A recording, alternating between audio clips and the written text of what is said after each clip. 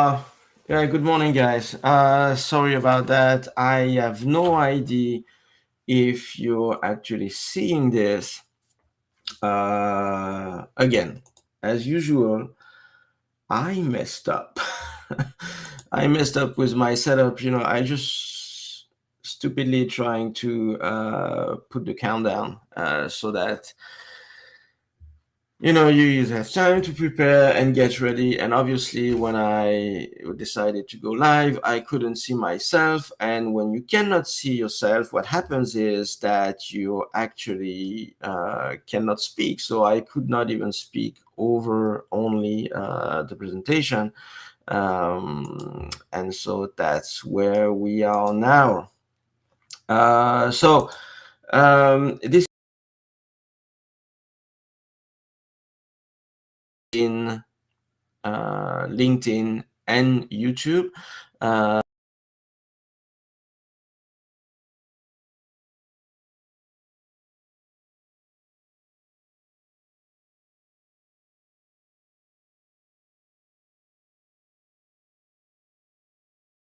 it's really a nightmare to have connection issues. I don't know what it is, but so I'll try to go fast because I'm not even sure that you guys that tried to connect to the previous one are seeing this one anyway. So we go fast. Just a couple of words about the U.S. And the election. You've seen that over the last few days, the odds of Trump winning the election has significantly increased, especially after Kamala Harris went to Fox News, which was another disaster. Again, if you've noticed, she's refused a couple of other meetings, such as Time magazine and CNBC. The reason was that these two meetings were specifically supposed to talk about policies and economic policies, and she's like she did on the Fox News interview. She's just like to see bad things about Trump. That's where basically she doesn't want to talk about the policies. Maybe she's not totally competent to talk about that. To be honest, and so she refused. And so her campaign is actually kind of collapsing at this point. You've probably seen that the polls in the swing states are all now in favor of Trump.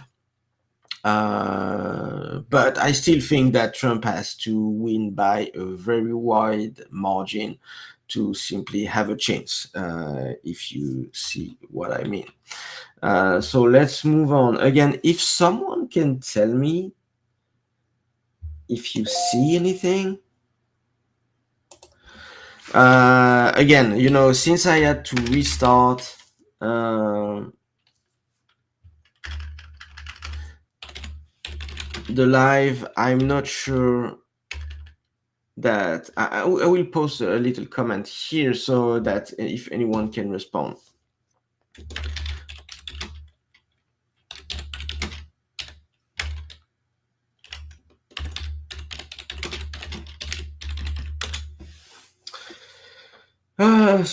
So let's do this. It's another mess. Again. It is what it is. So let's go back to the BRICS and the de-dollarization. The reason I mention this is because they achieved quite a significant milestone recently, because they have been able to settle 65% of their trades in local currencies, which is away from the dollar, which is a very, very significant shift. Now the US dollar and the euro influence in the BRICS is now less than 35%.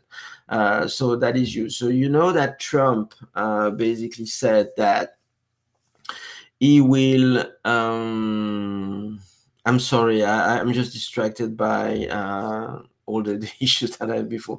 But I need to be able to go over that anyway. So again, sorry, I try to focus. And so you see that Trump said that he will impose tariffs on these countries that try to get away from the dollar. This will probably work because the U.S. is still a very significant market for all these countries.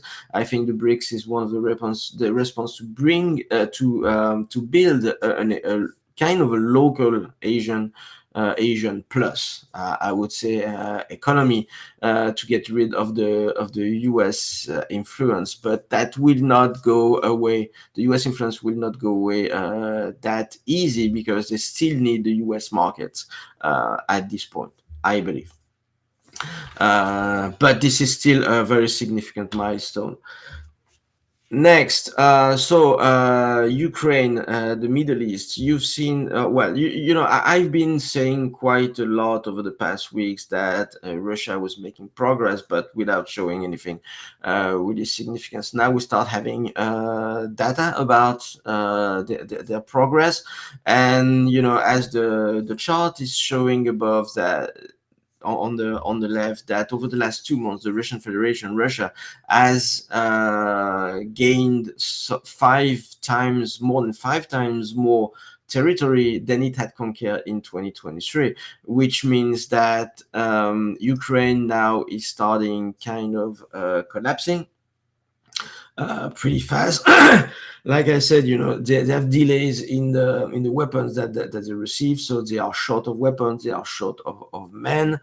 And like I said again last week, the only thing that Russians have to do is that, considering that, even if it's a stale position and they are losing about the same amount of soldiers on one side and the other, given the population of Russia, Ukraine cannot compete.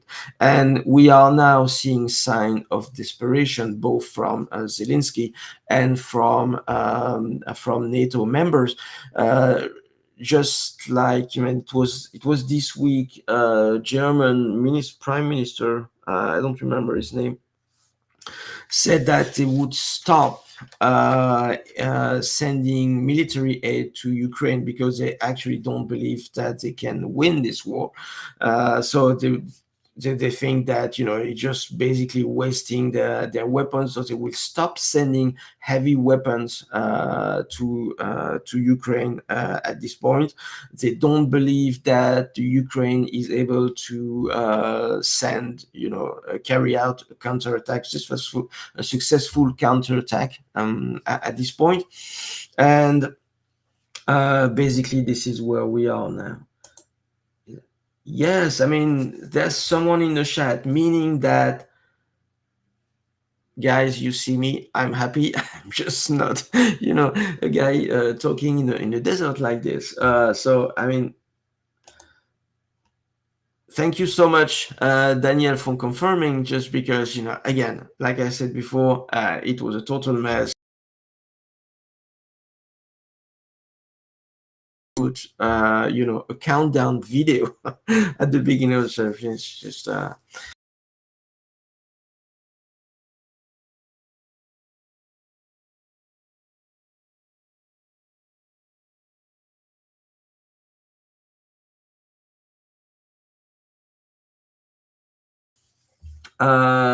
let's go. How do I hide this? Okay, so let's go back to Ukraine. So again, there are signs of basically end of game at this point for Ukraine, unfortunately. But I've said it from the very beginning. It's to me, it's finished like this. It was quite obvious from the very beginning that without NATO forces on the ground with Ukraine could not win that war. And this is probably what we're heading to. And the last sign of desperation that we've seen is with Zelensky.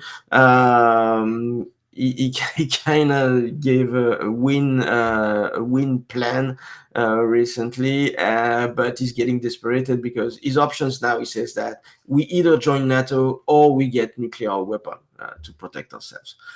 This is very unlikely to happen because both NATO membership and a nuclear weapon in Ukraine is obviously out of question from the Russian side. So if it was to happen, I'm pretty. I mean, it's pretty obvious that Russia would intensify its operations and try to conquer Ukraine totally at this point. Um, Yeah, you're right. I mean, the pianist. I hope you all know what Daniel is referring to by saying the pianist wants to nuke Russia. So you see what a pianist is. If you haven't seen the video, just Google Zelensky pianist.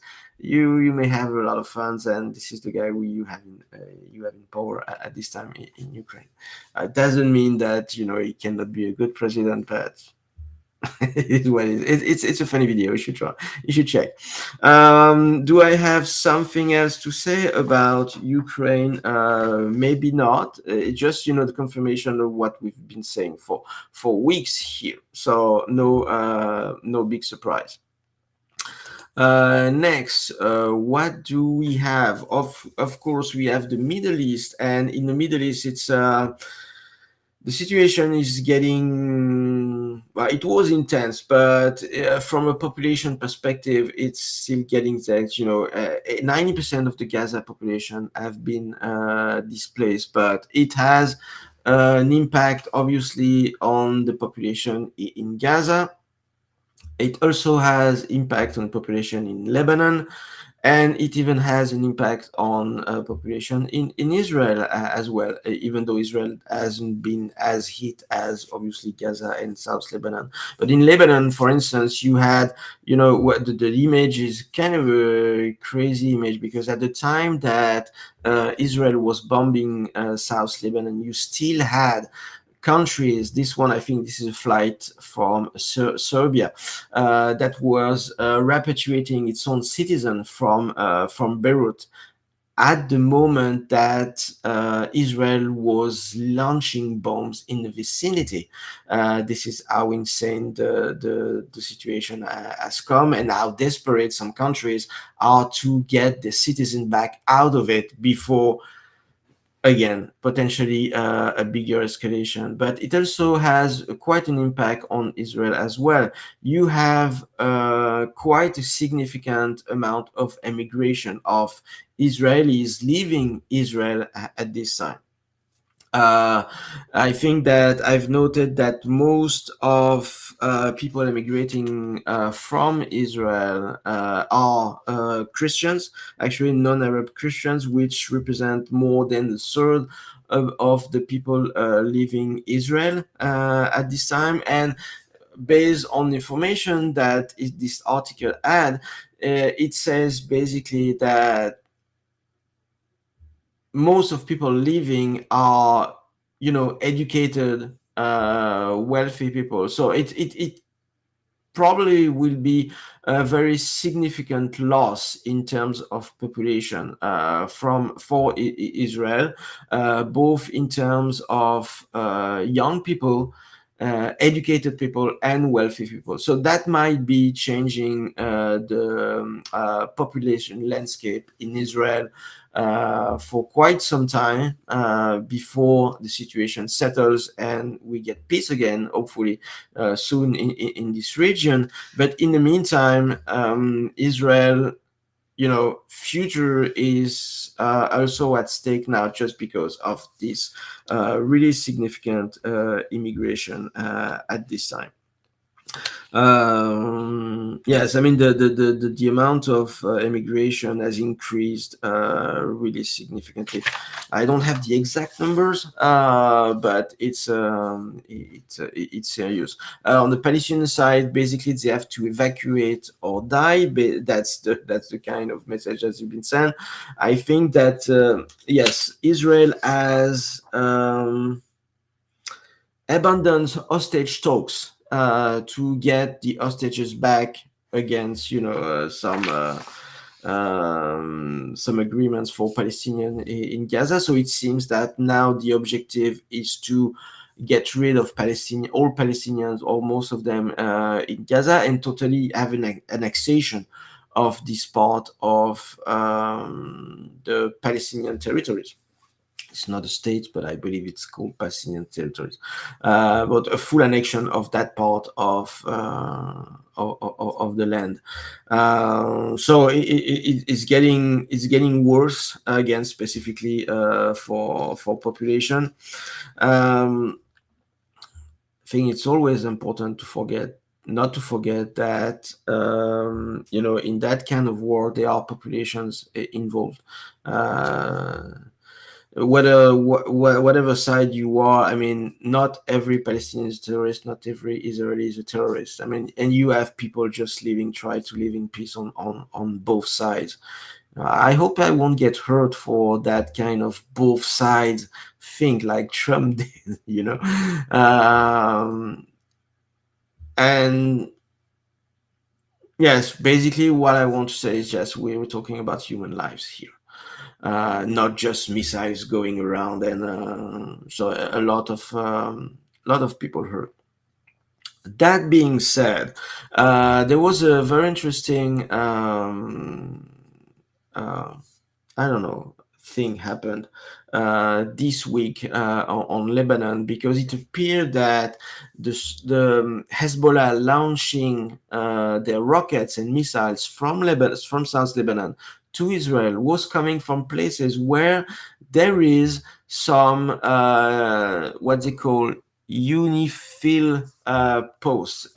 So that's UN blue helmets. If you see what it is, this is a UN force that are supposed to guarantee some territories and some separation between territories. Kind of a not, I would say tampon, but tampon is a French word. It's a buffer between the two territories. It appears that many of the rockets launched by Hezbollah has been launched from these places, and with incursions from Israeli forces into South Lebanon, they have discovered actually a lot of tunnels next to their places where the Hezbollah is stashing weapons, again, rockets, missiles, guns, everything. I even saw a report on TV from French TV, and basically you had the journalists at the entrance of the Hezbollah tunnel,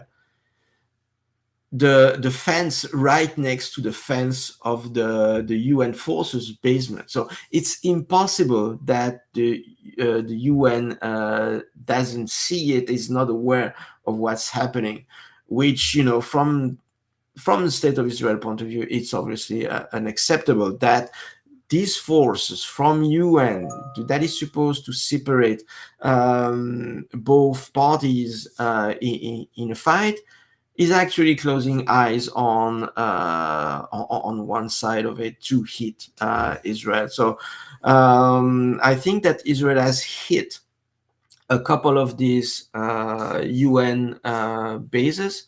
Obviously, this launched really kind of outrage, basically, in West about this, but I believe was still justified because the UN forces do not do what they were expecting to do. They should never have allowed that. Now we are still waiting for Israel response to Iran. Netanyahu recently said that he will want to strike military objectives and not nuclear or oil objective targets. Washington, the US, is still trying to convince Israel not to hit too hard, again, to avoid a massive escalation, and probably that Israel still wants to hit Iran pretty hard because they have requested more anti-missile defense battery before the Iran attack. And so the US has delivered that anti-missile battery to protect Israel, which makes me think that they probably will want to hit hard enough and are preparing for another response from Iran. And it just it would probably, if that's the case, this will probably go up and up and up like this until there's no going back. Just going too far, and the only issue, the only escape from this situation is war at this time. What do I have on the Middle East? Probably, yes. One last thing, maybe, is that that even during that situation and previous very difficult situation in the Middle East, the U.S. and Iran has still always kept communication channel and talked about nuclear. Uh, yes, that's why I'm just reading the chat. Um, Talking about nuclear development in Iran, just to make sure that everyone, I mean, even war between two opposite parties, there are still communication channels. The only way to make peace at some point is to speak to your enemy. So there's always communication channels between parties at war. You had US still having communication channels with Iran. But now, what is really worrisome is that this communication channel has been broken, which again may be another sign that a potential escalation from Iran. And I believe, I'm not totally sure. Yes, I believe, I'm almost sure about that. That it's Iran's side that broke that communication with the US about the nuclear weapon and its potential use. What does it mean? I said last week that it is very likely that Iran has conducted a underground nuclear test, which has been reported by Armenian seismic control systems. And probably if Iran decided to stop the talks and break the communication channels, is probably because they are in position of launching a nuclear strike, which obviously is very worrisome because, I mean, this would open the gates of hell, I would say, if I want to be dramatic about this. Maybe one last point about geopolitics. Yes, before we go to the economy, one last point about geopolitics is that there are tensions also growing in Asia, specifically between North Korea and South Korea. Honestly, I have no idea what triggered this, but North Korea starts getting in position of starting another conflict with South Korea. They have been saying that there are threats at this point. What does it mean? We have no idea. But again, it's the point of, let's say, autocratic regimes to say that they're under threat just to have some cohesion in their population. But they are using this, and they are started conducting military positioning at the border with South Korea. So they are putting missiles on the South Korea, on the North Korea South border. So with South Korea, they have been doing some movements of naval military in the Korean peninsula as well, and they've been also going as far as destroying the roads that they were sharing between North Korea and South Korea, basically to break potential ways of communication that would facilitate an invasion or something. So I don't know what it's about, but North Korea has been really been preparing for something significant. Don't forget that North Korea is a very close ally to China and Russia. I mean, probably Kim Jong Un is not the smartest guy on the of the in the box. So I mean, I'm just wondering if actually they are basically spilling the bean and saying that something will actually happen by preparing for it. I don't know, but this is another reason to worry about the current situation. So let's move to economy. Oh, it's always 10:47, but it's all the reasons. So yeah, I mean, Adiola, that's right. I mean, innocent people. I mean, it's always the same, right? In conflicts, we always talk about the guys at the top. You have Putin, you have Zelensky, but at the end of the day, it's regular population that is suffering on again on both sides. It's not. It's never black and white. I mean, it's always shades of gray between everything. And yeah, I agree with that, and I'm happy that you shared that with us. That's the real drama of the situation. We saw this on TV, but it's something real for people suffering in these areas.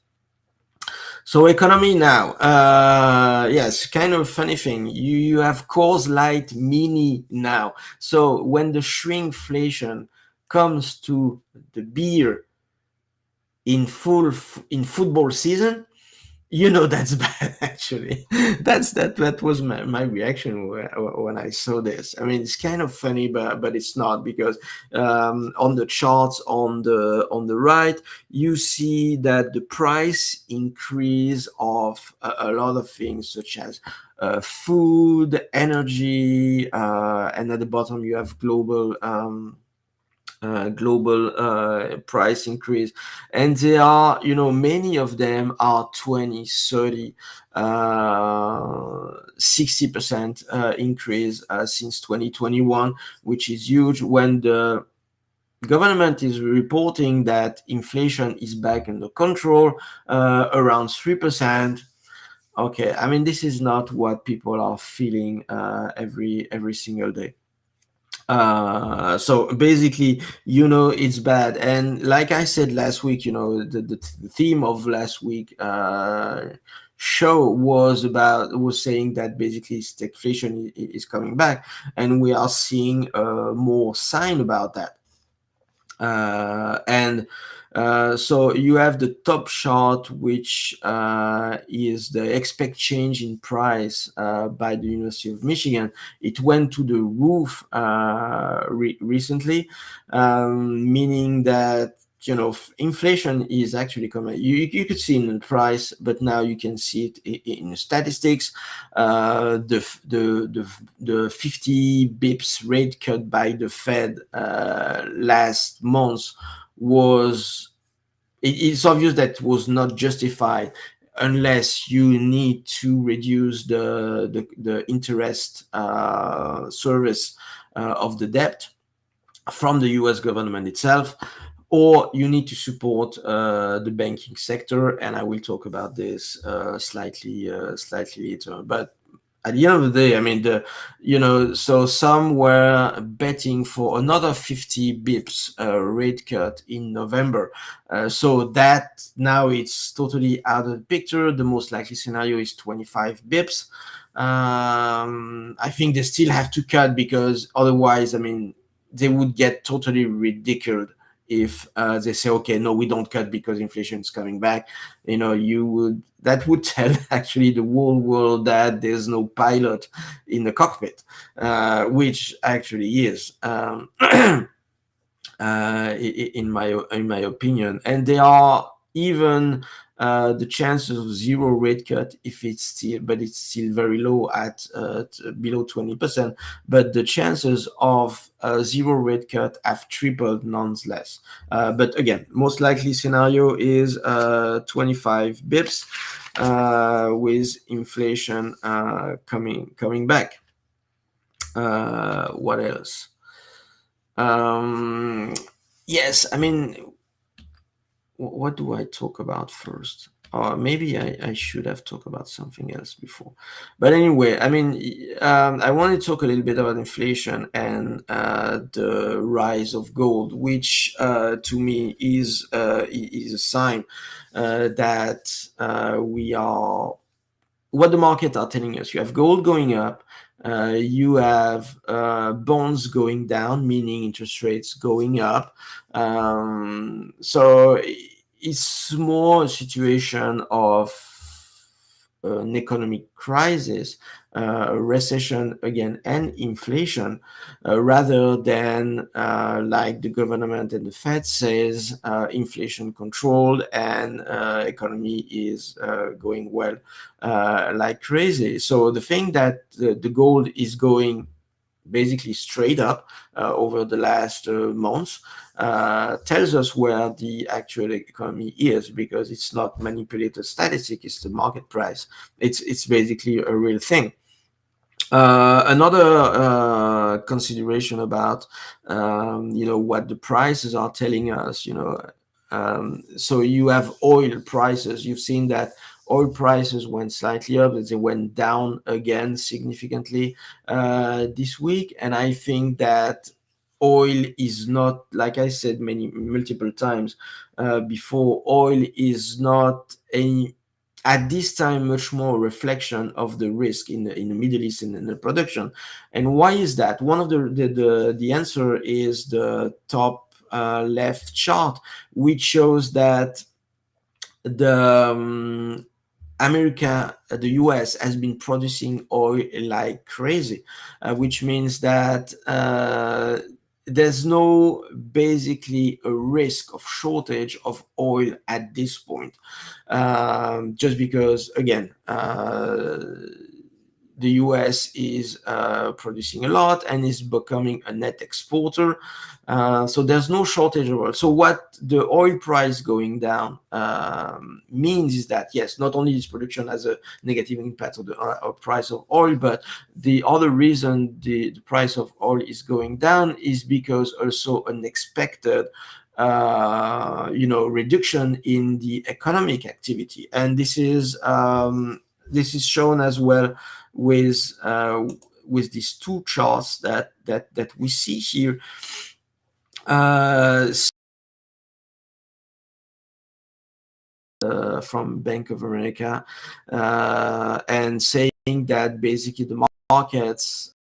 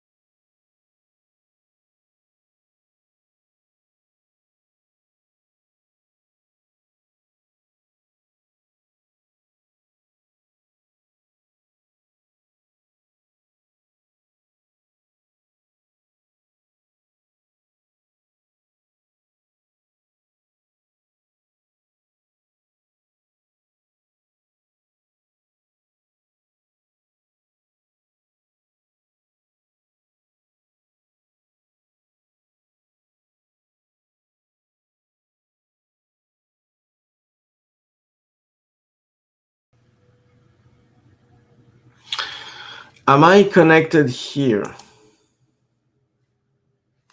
Does anyone see me now again? Oh man, it's a total mess. Um, I don't know if I'm live anymore, but so I will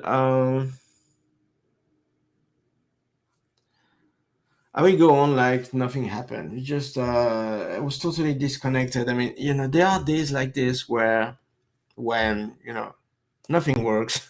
It's just the way it is, and you have to work through it. I'm really sorry about that. Uh, but there's someone here, which is cool. I have no idea who you are, but this means that there's someone. Again, I mean, you probably. Sorry for the interruption. I lost the total connection. Everything. Okay, you are live now. Okay, thank you. It's really weird. I mean, like I said, there are these days where nothing works, and this morning and today is kind of a day like this. So now we are reconnected. I hope not everyone left. Thank you for staying here, and I will try to go much faster, not to take too much of your time. It's already 11 a.m. At least here in South Carolina, so I will go faster. So again, potential for U.S. recession that is coming, that is showing, in the prices of gold, interest rates, oil as well. Everything points toward a recession and inflation. So stagflation, which is the worst scenario, obviously, for the Fed. I don't think. Well, I think that is if they have to choose between the American consumer and basically themselves. I would say they will choose to kill the consumer with inflation, which also is a transfer, of wealth from the poor middle class to the elite class. That's how it works. It is what it is. Now, interestingly, yesterday night I just added this as late minute thing. You remember that I spoke a lot, specifically more at the beginning of this year, that the banking sector was in poor shape. I would say I stopped discussing about it because I basically was repeating the same thing over and over again. But the Fed is keeping quite a lot of banks, local, regional banks on life support that has been hit massively by commercial real estate that suffered, a lot of difficulties, specifically at the beginning of the year. But this situation that doesn't change. So at this point, I was just waiting for something to happen in the banking sector. Again, the Fed cutting rates by 50 basis points is another help to the banking sector. However, now we are starting seeing things a little bit more seriously. Just as so, we mentioned Buffett selling Bank of America recently. Yesterday, we saw a headline about Oklahoma Bank just starting, modifying their records just to kind of frauding, basically, to say that they are not in such a bad situation as they claim. This is so we might have something that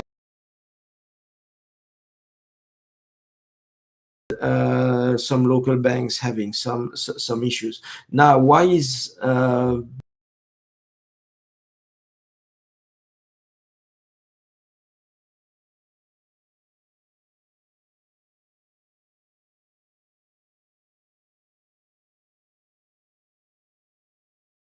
2022 Bank of America was short silver.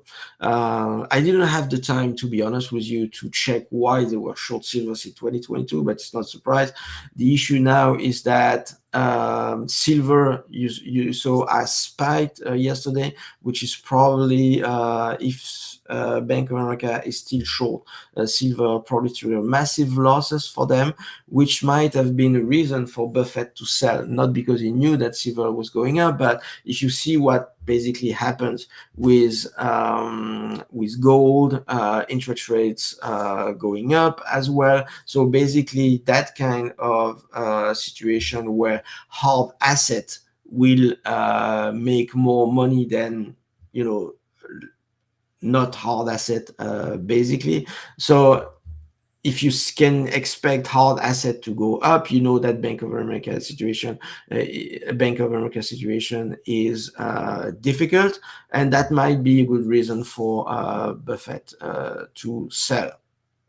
I don't think that Bank of America will collapse anyway because the government will come to save it. Specifically, after 2008 crisis, the mistake that they made was to let Lehman Brothers collapse, and you saw what happens after that. So and all the actions of the Fed after that situation was to prevent anything like this to happen again, which probably they will want to do again, because this time, if the markets are collapsing because of a banking sector difficulties, the collapse would be much harder than 2008, considering the increased debt and all the issues. This is very interesting, Joyce. Thank you very much. This means that I always wonder if it's difficult for you to know when you are saying actually something that is interesting to people. So thank you very, very much for this. So basically that's where we are now. I think that if we are going into the crisis will be massive. But the key is that I don't know how long the Fed will be able to go against reality. And this is this Ayn Rand quote that I love. You can avoid reality, but you cannot avoid the consequences of avoiding reality. And basically, that's what the Fed has been doing over the last, since 2008, basically. I said, okay, we start a new narrative, a new reality for the market. Basically, that's the Fed put, which, basically the strategy that's been working since 2008 is BTFD, by the F dip. It always works because you have the F putting money in the market, but how long this can this last? At some point, the Fed will have to face the consequences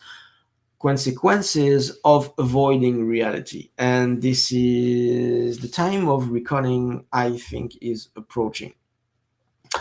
So that was about the banking sector. Let's move to the markets. We had a slightly positive week this week, with the S&P making new highs. The Nasdaq is not there yet to make new highs. Very similar story. Very strong gold again. Gold is doing really well. Again, silver is doing really well as well, but I'm not talking about silver. I talked about silver a couple of weeks or months ago. Basically, silver is gold with much more volatility. That's what I would say. And with the spike in silver this week, what is it else than a catch up to what gold has been achieving at much lower volatility until now? So that's why I see all the posts on LinkedIn on people being excited about silver. Oh, look, silver is exploded. But I've shown that with a chart over multiple years, that basically silver is not doing any better than gold over the long term. It's just kind of the same, with some volatility and playing overshooting or catching up gold. So that's why I'm not crazy about silver. So the volatility of silver makes it very much more difficult asset to trade. Maybe you can trade that as a spread, basically, versus gold potentially. I have not tried that myself. I have no idea if that works, but considering that the it's you probably can have some of co-integration between the two. That co-integration is the kind of thing that we use in statistical arbitrage, mean reverting statistical arbitrage, to capture discrepancies that will revert basically to the mean. So we had gold doing pretty well. So again, S&P doing slightly positive. I think it was 80 bips overall on the week. What else do we have? We still have some negative on the bond side. I would show the chart right after that. Some of the things that went up is the VIX.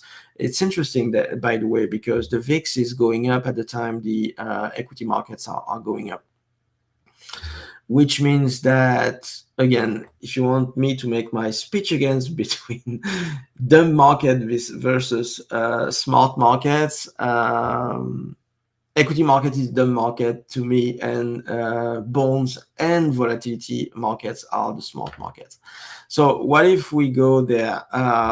So one of the interesting is that in a situation where the equity market is making new highs, we have both the move index, which is implied volatility. VIX is going up as well. No, okay. No,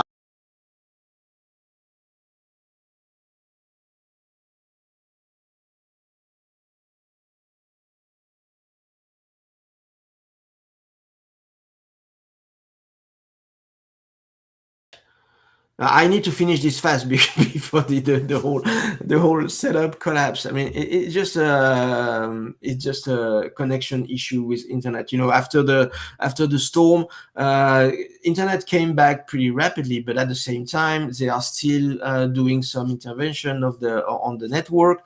So the connection is very often unstable at this time, and I could not stream this with my. I can, like I said, I can connect to my servers with my cell phone connection, the data of my cell phone. I cannot stream anything like this with my cell phone. So we see both volatility index going up on bonds and equities as well at the time that the S&P is making new highs. So that's kind of worrisome. At this point, this means that under the hood, not everything looks as good as it is on the equity side. So it's basically a word of caution at this point. Or I need to put my banner that it is not everything that I say now on the market is not an investment advice and is just for information only. That being said, again, I think it shows that it's a word of caution for all market participants. Yes, we have the election coming, which brings some uncertainty, but at the same time, the polls are showing more certainty.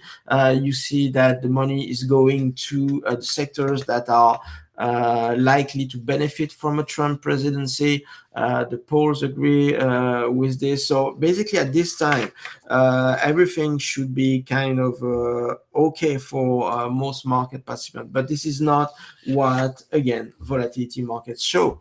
And I think this is very important to be aware of that. What else do we have? So again, that's the comparison between the move index and the VIX index. You see both. So the red is the VIX and the orange is the move. Both are going up. So I think it's really interesting to keep an eye on this. So what is this? It's probably the the S&P at this point. Yes, this is the S&P. Again, going up. It kind of looked topish at this point because it's going up. It's going slightly down. We have a couple of days where it just you know going down more significantly than it's go up, then it inches back up. Basically it looks toppish, like we had, yes, at this point. Maybe we'll have a little correction. I don't know, but that would kind of make sense at this point. So this is the bond markets, where we see that the bond market really corrected at this point since actually the Fed started to cut rate by 50 bips. Again, the first interpretation for most people was that it was kind of a sell the news thing. Now it's probably another wave of fear of inflation coming, and maybe potentially renewed fear about the debt. I don't know if you've seen this, but recently in October, the accumulated debt, I mean, really spiked. I have no idea what the government spent the money on, but now it's above 35.7 trillions. But really significant government spending in October, and that was really insane. So probably people are getting worried about the Fed debt, because, like Greenspan said, I mean, the US will never default because we can always print money. But if you can always print money, I don't know, but it's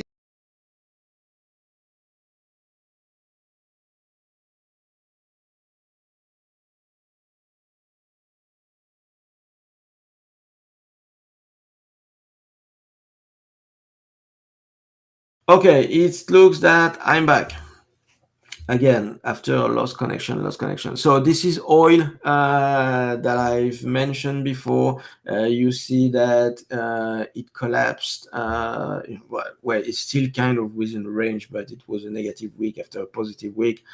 Again, it's more the global downtrend of oil is more an indication of the recession at this point.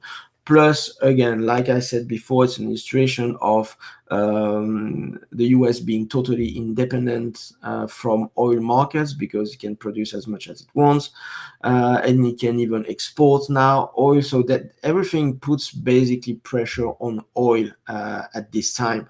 Recession and more production from the US.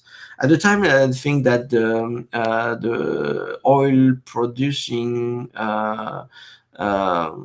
countries in the Middle East have refused to increase their oil production.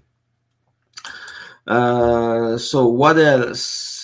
Yes, gold. It's been 2 years since the Wall Street Journal had committed, I would say, this paper, saying that gold has lost the status of heaven, and since then gold is going up and doesn't seem to stop. You see that this week was very, very good week for gold. Again, it's another again making new highs basically every single day this week.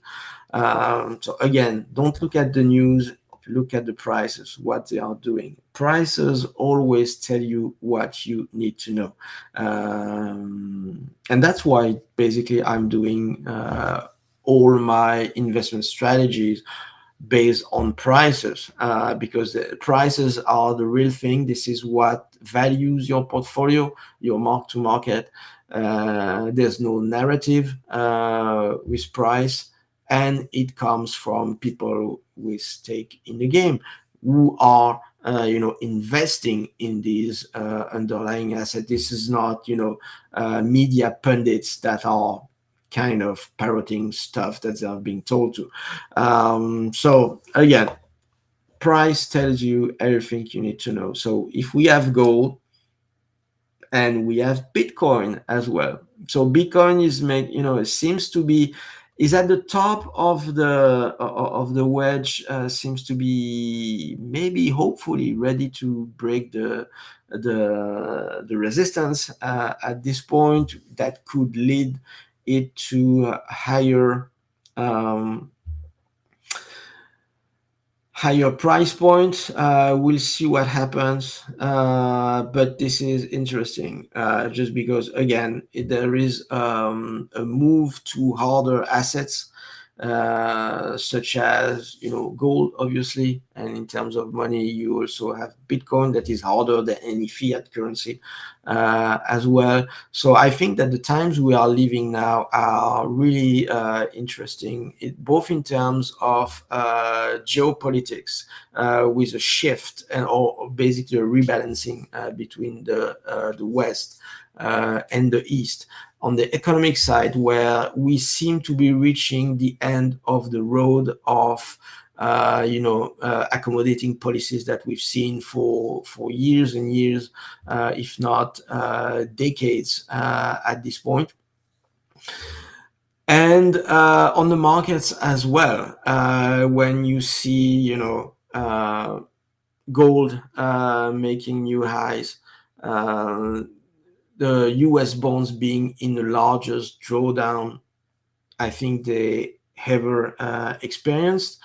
It will be, I really believe that 2025 will be a very interesting year on the markets. Now we'll have the election on November 5th. The transition to a new administration will only happen in January. So basically, so this period between November, December until January will be probably kind of, not much happening, but at the same time, we'll have very clear clues about what the market is going. And, I said this before, the markets are going into, you've seen here, basically, gold is going up, but there is a kind of a wedge on Bitcoin. You have another one on gold, like this. Bond seems to be at a turning point at the same time. So, like I said, for the past weeks, if not months, is that we are at the turning point where the election might unleash and unlock the markets to a new direction.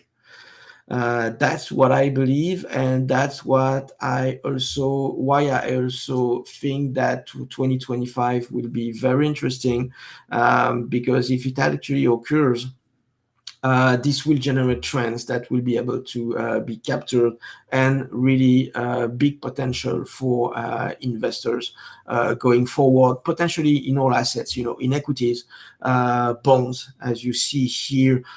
Gold is already an opportunity. Bitcoin will move somewhere on the upside, on the downside. Obviously, I don't know. I have my own view on Bitcoin, obviously, but I'm not.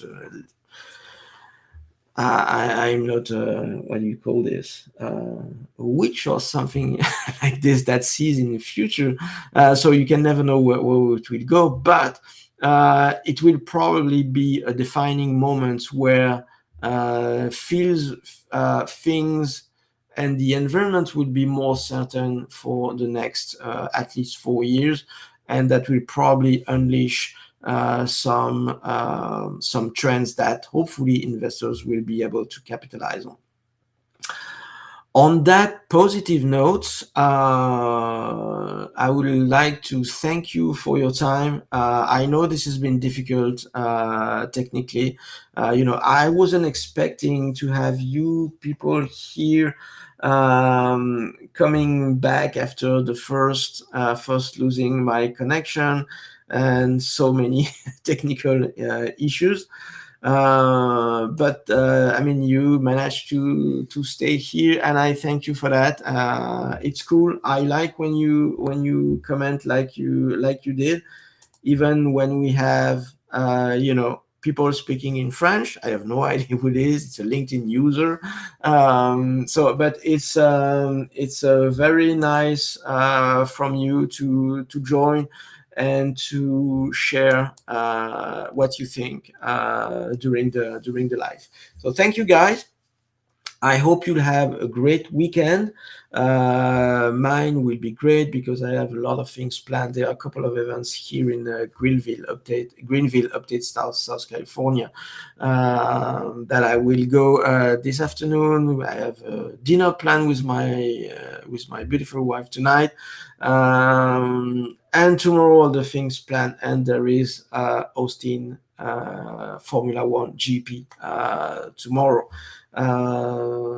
That would be interesting. I don't know if you've seen it, but Mercedes is on the front row for the sprint race this afternoon. Ferrari was looking great. Max Verstappen again is looking great again. Top spot for the sprint race this afternoon. So that will be an interesting weekend, with a little bit 2 hours race in the middle, not in the middle. It's Sunday afternoon, but a lot of things planned. I hope you'll have a great weekend as mine, as I plan. And thank you very much, guys, to be here and stick with me despite the technical issues. Thank you very much.